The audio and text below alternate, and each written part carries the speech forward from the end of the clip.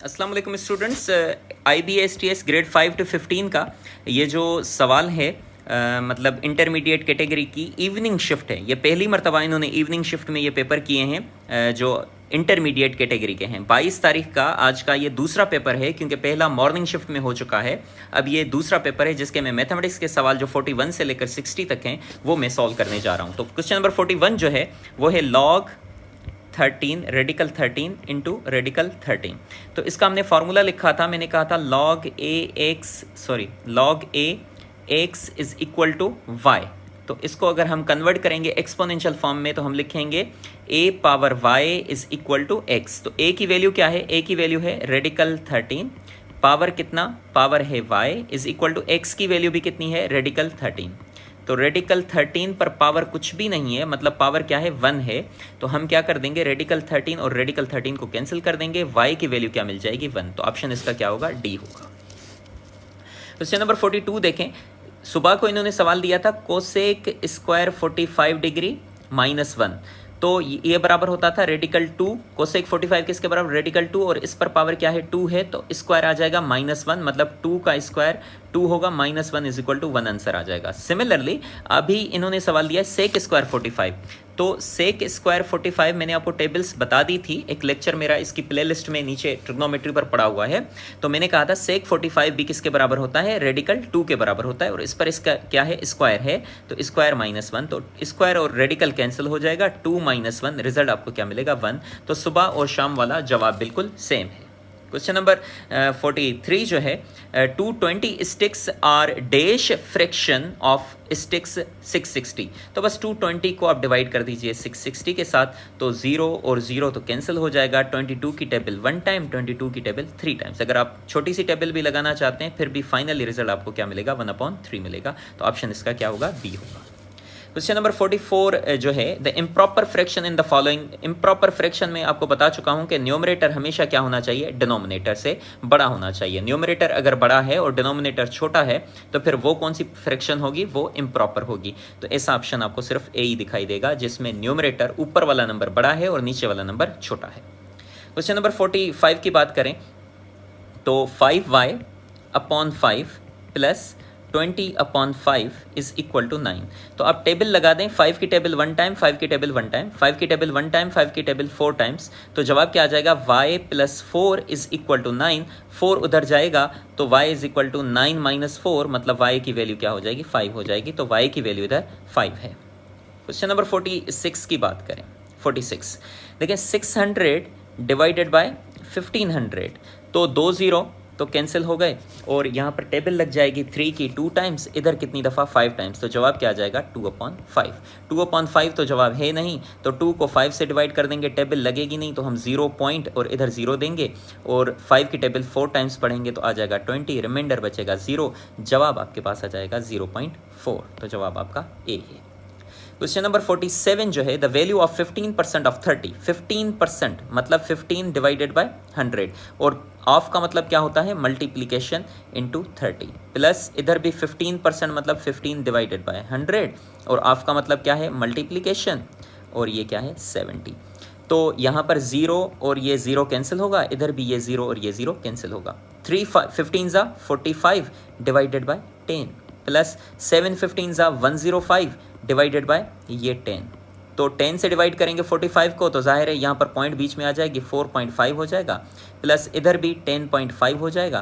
तो 10.5 और 4.5 मतलब ये 10.5 और ये कितने? 4.5, टोटल हो जाएंगे 15। रिजल्ट क्या हो जाएगा? 50। Question number 48 the decimal number 23। Decimal को बाइनरी में कन्वर्ट करना है। 23 को टेबल लगाएं किसकी? 2 की, तो 11 टाइम्स, रिमाइंडर क्या बचेगा? 1। 2 की टेबल 5 टाइम्स, रिमाइंडर बचेगा 1। 2 की टेबल 2 टाइम्स, रिमाइंडर बचेगा 1।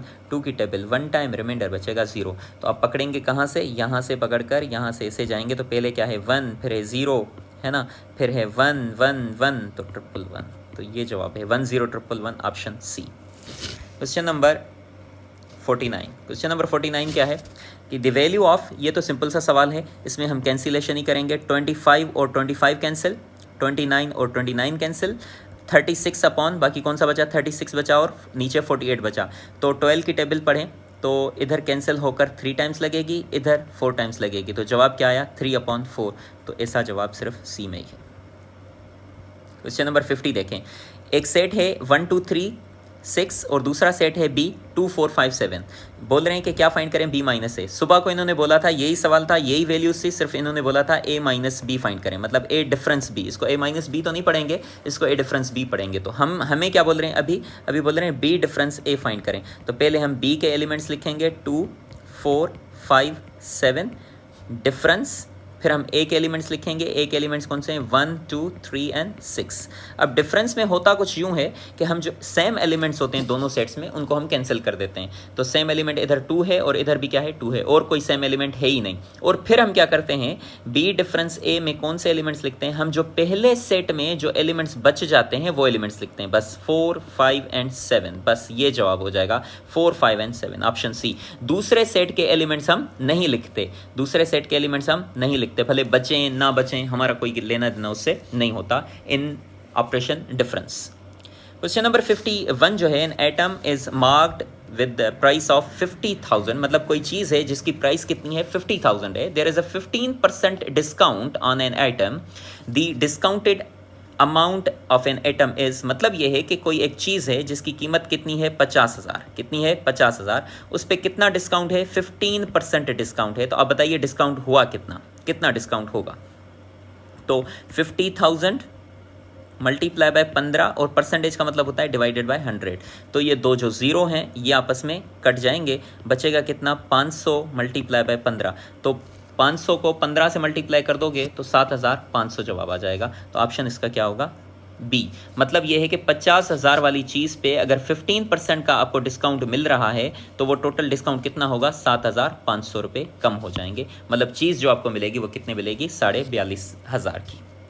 क्वेश्चन नंबर 52 की बात करें तो the number of diagonals to a quadrilateral, एक क्वाड्रिलेटरल कोई भी हो, फिर वो स्क्वायर हो, है ना, फिर वो कोई स्क्वायर भी हो सकता है, कोई रेक्टेंगल भी हो सकता है, कोई रोम्बस भी हो सकता है, कोई पैरेललोग्राम भी हो सकता है, कोई काइट भी हो सकता है, कोई ट्रेपेजियम भी हो सकता है, कोई ट्रेपेजाइड भी हो सकता है। तो देयर विल बी 6 ऑलमोस्ट जो हैं जो क्वाड्रिलेटरल्स हैं, और उनमें हमेशा जो डायगोनल्स होते हैं वो कितने होते हैं 2 होते हैं। तो मेरा एक वीडियो पड़ा है, इसकी प्लेलिस्ट में आप जाइएगा डिस्क्रिप्शन में, वहाँ पर कंप्लीट ज्योमेट्री का एक मतलब थंबनेल लिखा होगा, कंप्लीट ज्योमेट्री 25 मिनट का या 24 मिनट का लेक्चर होगा, उसको आप देख लीजिएगा। तो वहाँ पर अगर वो आप देख लेते हैं तो इंशाल्लाह ज्योमेट्री वाले प्रॉब्लम्स आपको मसला नहीं करेंगे।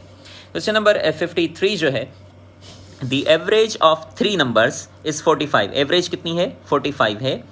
2 of the numbers are 55 and 30। The third number is, मतलब 3 टोटल नंबर्स हैं, कितने नंबर्स हैं 3, मतलब हम एक नंबर कौन सा है 55 है, दूसरा नंबर कौन सा है 30 है, और तीसरा नंबर हमें फाइंड करना है। The third number is, third number हम मान लेते हैं कि वो क्या है x है, और इन तीनों की जो एवरेज है, एवरेज कितनी है, एवरेज ये दे रहे हैं, एवरेज ये एवरेज इज 45, एवरेज कितनी है 45 है। तो अब बताइए जो तीसरा नंबर है क्या होगा। 3 नंबर्स की एवरेज है, तो एवरेज का फॉर्मूला हमारे पास है, average is equal to sum of all values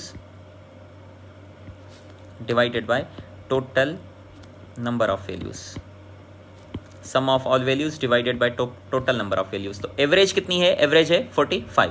तो यहाँ पर आप क्या लिखें 45 is equal to sum of all values, तीनों वैल्यूज कौन कौन सी हैं, एक है 55 55 प्लस दूसरी वैल्यू क्या है 30 प्लस तीसरी वैल्यू क्या है x, divided by total values कितनी है, टोटल नंबर्स कितने हैं 3 हैं, एक है 55, एक है 30 और एक है x, तो 3 है। तो 3 इधर आकर क्या करेगा मल्टीप्लाई, तो 45 को जब 3 मल्टीप्लाई करेगा तो जवाब होगा 135 इज इक्वल टू, इन दोनों को ऐड करें तो कितना होगा 85 प्लस x। अब ये जो 85 है, 85 इस साइड आएगा तो माइनस का होगा, 135 minus 85 is equal to x। तो 135 में से 85 गए, बचेंगे कितने 50, तो मतलब x की वैल्यू क्या होगी 50। तो जो थर्ड नंबर है ना वो थर्ड नंबर क्या है 50 है। Question number 54, if 25 workers can complete a task in 30 days, मतलब जो 25 वर्कर्स हैं वो काम करते हैं 30 दिनों में, है ना, कोई भी काम करते हैं, अगर वही काम the number of workers is required to complete the task in 15 days, अगर वही काम अगर दिन हम कम कर दें, बोलेंगे एक महीने में नहीं, 30 दिन में नहीं करें, वो कितने में करें, 15 दिन में करें, तो जाहिर है वर्कर्स बोलेंगे कि भाई कुछ और भी हमें बंदे चाहिए, मतलब हमें नंबर ऑफ वर्कर्स जो है वो इंक्रीज़ करने पड़ेंगे। मतलब हम क्या कर रहे हैं, डिक्रीज़ कर रहे हैं, क्या हम डिक्रीज़ कर रहे हैं डेज हम डिक्रीज़ कर रहे हैं और नंबर ऑफ वर्कर्स हमारे क्या हो रहे हैं, इंक्रीज़ हो रहे हैं। तो इस प्रोपोर्शन को हम बोलते हैं इनडायरेक्ट प्रोपोर्शन, है ना, इनडायरेक्ट प्रोपोर्शन, या फिर हम इसको बोलते हैं इनवर्स प्रोपोर्शन। ठीक है, ठीक है। तो अब देखिए हम यहां पर क्या लिखेंगे, वर्कर्स, और यहां पर हम क्या लिखेंगे, days, number of days.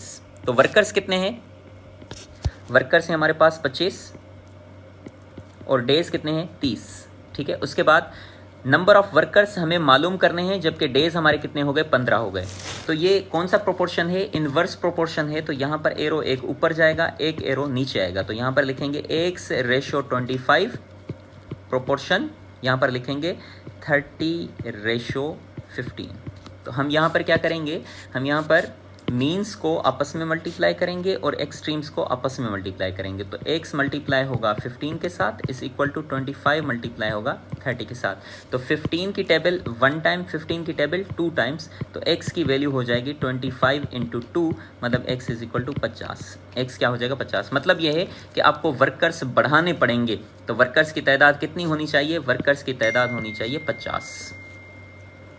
Question number 55 देखें, the ratio of 5 minutes to 180 seconds. अब यह है कि या तो आप मिनट्स को सेकंड्स में कन्वर्ट कर दें या फिर सेकंड्स को मिनट्स में कन्वर्ट कर दें। तो यहाँ पर आसान ये है कि 5 मिनट्स लिखे हुए हैं और इनको रेशो, इनको कन्वर्ट कर दें किसको, 180 सेकंड्स को। हम जानते हैं कि एक मिनट में कितने सेकंड्स होते हैं, बच्चा जानता है कि 60 सेकंड्स। सोचो 2 मिनट में कितने होंगे, 120 सेकंड्स, और 3 मिनट में कितने होंगे, 180 सेकंड्स। इसका मतलब क्या हुआ कि 180 सेकंड्स टोटल कितना बनाते हैं, 3 मिनट्स। तो 180 सेकंड्स को मैं क्या लिख लूँ, 3 मिनट्स लिख लेता हूँ। तो मतलब ये क्या होगा, 5/3। तो ऑप्शन क्या होगा, सी। क्वेश्चन नंबर 56 देखिए, 20% ऑफ अ नंबर, ये बड़ा बेहतरीन प्रॉब्लम है। मतलब ये ऐसे वैसों का काम नहीं है इसको हल करना। 20% of a number is added to 120, the result is the same number, the required number is, मतलब ये है कि 20% ऑफ अ नंबर हम यहाँ पर लिखेंगे let the number is x, let the number is x। हम मान लेते हैं कि कोई वो नंबर क्या है, x है। तो वो बोल रहे हैं 20% ऑफ अ नंबर, ऑफ मतलब मल्टीप्लीकेशन, ऑफ अ नंबर को हम क्या लिखा, नंबर को हमने लिखा x, इसकी जगह पर क्या लिखें, 20 number of x is added, 20% of a number is added, किस में ऐड किया जाए, 120 में। तो रिजल्ट क्या हो जाती है, द सेम नंबर, वही नंबर जो आप सपोज कर रहे हैं, मतलब x। तो 20% ऑफ x हम जानते हैं कि किसके बराबर होगा, 0.2x plus 120 is equal to x। अब ये प्लस का 0.2x है, ये अगर उस साइड जाएगा तो किसका होगा, माइनस का होगा। तो इधर क्या बचेगा, 120 is equal to x minus 0.2 plus का है, उस साइड जाएगा माइनस का होगा, माइनस 0.2x। अब 120 इज इक्वल टू x में से, x मतलब क्या है, 1x है, 1x में से 0.2 जाएगा तो बचेगा 0.8x। ठीक है, तो अब देखिए ये 0.8 इधर क्या कर रहा है, मल्टीप्लाई, तो इधर आएगा तो क्या करेगा, डिवाइड करेगा 0.8, और इधर क्या बचेगा, x बचेगा। अब यहाँ से अगर हम पॉइंट हटाते हैं तो यहाँ पर हम 0 दे देंगे, और 8 की टेबल 120 पे 15 टाइम्स जाएगी और ये वाला 0 इधर आ जाएगा, तो x की वैल्यू आ जाएगी 150। जवाब क्या हो जाएगा, 150। इसका मतलब क्या है कि 150 का अगर आप 20% लेते हैं, 20% ऑफ 150, ये 150 ऐसा नंबर है जिसका अगर आप 20% लें और इसमें ऐड करें कितने, 120, तो जवाब आपको फिर से क्या मिलेगा, 150 मिलेगा, क्योंकि 20% ऑफ 150 कितना होता है, 30, और 30 120 में ऐड करेंगे तो क्या मिलेगा, 150। तो ये सवाल। क्वेश्चन नंबर 57 देखें, the cost of 6 bottles is 900, मतलब 6 बोटल्स, यहाँ पर लिखेंगे 6 bottles is equal to 900 rupees. तो 1 बोतल कितने की होगी, सोचो, पहले तो 1 बोतल फाइंड करें। 1 बोतल is equal to 900 divided by 6, तो ये हो जाएगी 150 रुपये की, है ना, कितने की होगी, 150 रुपये की एक होगी। ये बोल रहे हैं 5 बोटल्स की प्राइस क्या होगी, तो एक बोतल अगर 150 रुपये की है तो 5 बोटल्स जो हैं, 5 बोटल्स हम लिखेंगे 5 मल्टीप्लाई बाय 150, तो ये हो जाएगा 750 रुपीज़ की 5 हो जाएंगी। तो जवाब हो जाएगा डी। क्वेश्चन नंबर 58 देखिए, द ग्रेटेस्ट कॉमन डिवाइजर, यही सवाल सुबह को आया। The greatest common divisor of the two numbers is, मतलब ग्रेटेस्ट कॉमन डिवाइजर, मतलब इसको मैंने सुबह को भी बोला था कि इसको हम क्या बोलते हैं, HCF बोलते हैं। सो इसका फॉर्मूला क्या है, product of two numbers is equal to product of HCF या GCD, greatest common divisor, multiply by least common multiple,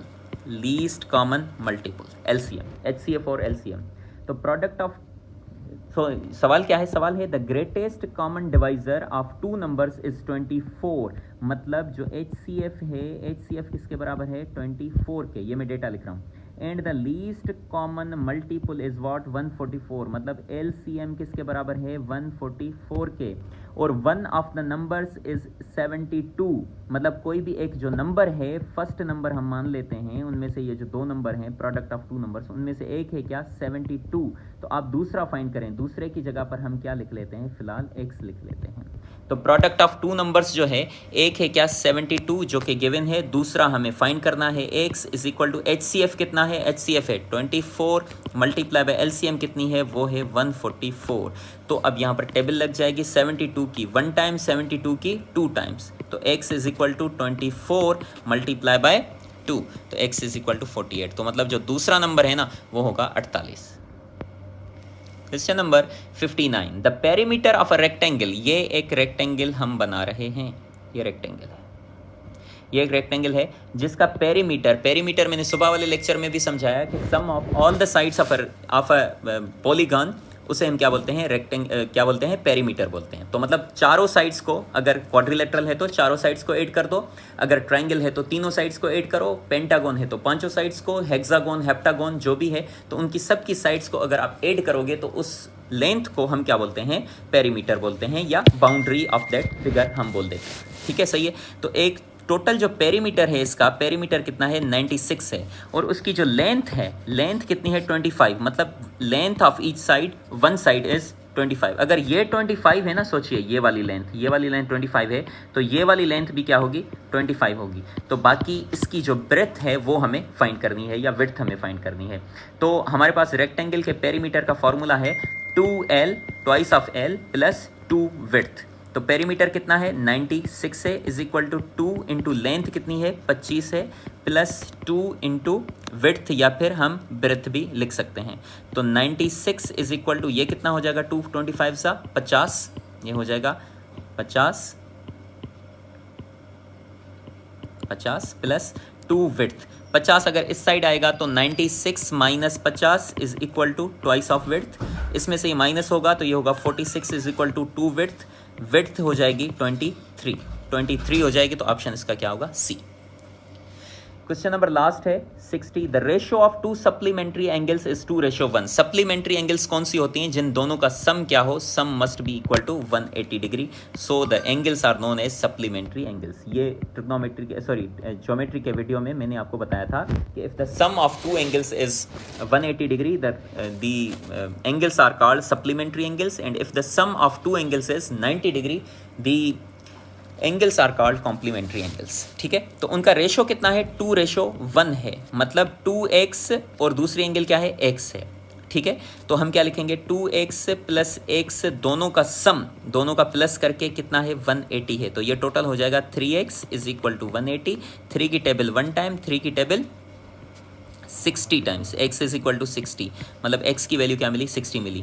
तो एक एंगल कितनी होगी, 60 होगी, तो दूसरी एंगल उसकी डबल है, वो कितनी होगी, 120 होगी। एक एंगल है 60 डिग्री, दूसरी एंगल है 120 डिग्री, तो दोनों का सम देखिए कितना है, 180, मतलब ये दोनों क्या हैं, सप्लीमेंट्री हैं। अब इनका हमें क्या चाहिए, इनका हमें डिफरेंस चाहिए। डिफरेंस मतलब बड़े में से हम छोटी को माइनस कर देंगे, तो 120 माइनस 60 जवाब आ जाएगा 60। So the difference of these supplementary angles whose ratio is 2:1 is 60 degree. Option A A is the right answer. I hope कि आपको ये लेक्चर समझ में आ गया होगा। कल के लिए तैयारी करें और इस वीडियो को ज़्यादातर शेयर भी करें और हमारे चैनल को सब्सक्राइब भी कर दें। Thank you very much. अल्लाह हाफ़िज़।